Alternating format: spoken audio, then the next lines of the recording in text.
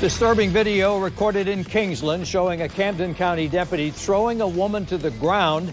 The incident was back in January, but was just shared with us by the Camden County NAACP, who obtained the video this week after getting a tip.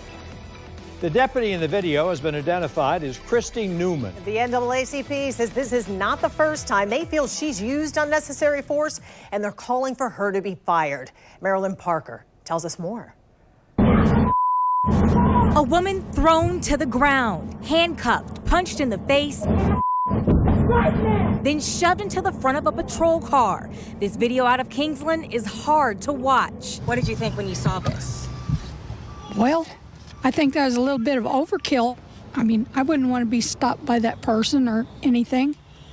It was just too much, too rough. It started as a traffic stop. I'll be at the Shell station. Deputies say Cheris Faria failed to stop at an intersection. That's when Deputy Christy Newman pulls her over, runs her license, and she sees that Faria has a non-judgment suspension, but dispatch didn't know what it was for. She's non-judgment suspended, so I can't let her drive off. The report states Deputy Newman told Faria about the suspension and she couldn't drive, so she asked her to step out of the truck. Faria refused. According to the report, Deputy Newman says Faria was non-compliant, and at some point, I got the door unlocked and attempted to get her out the car. This part of the video shows the door was open. Then Deputy Newman closes the door.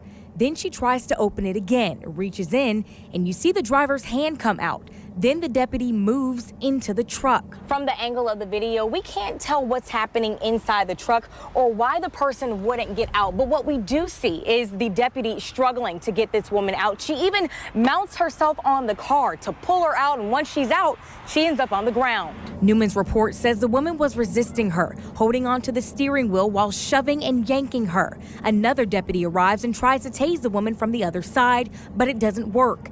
Deputy Newman is on top of Faria's back. There's a struggle to get her on her stomach. The deputy throws something away from the woman while the other deputy's knee is on Faria's back. In the report, Newman says she was actively resisting while out of the truck. In the video, Deputy Newman gets her in handcuffs, pulls her up by her arms, lets her go, then steps over her while pointing down at her. Then the deputy walks away and Faria stands up. Newman's report says she tried to help her up, but Faria pushed her away. In the video, you see once Faria is up, the two deputies turn and face her. Then Newman grabs Faria by the arm, tugs on her shoulder, hits her twice in the face, pulls her by her hair, and pushes her head into the front of the patrol car. The deputy's narrative says, in my attempt to control the situation, she ended up being hit in the face and then forcefully put on the bumper of my patrol vehicle. Wow.